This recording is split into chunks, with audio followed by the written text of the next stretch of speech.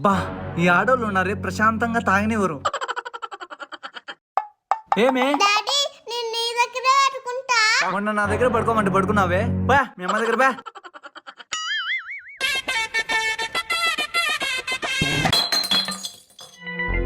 అబ్బా సౌండ్ వచ్చిందా? థమ్స్అప్ కూడా తాగకూడదా?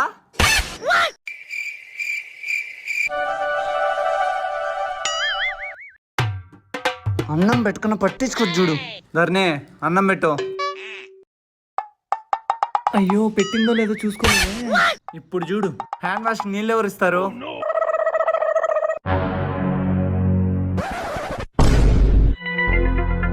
నీకు ఈ కూరలు చేసేదే రాదు కదా?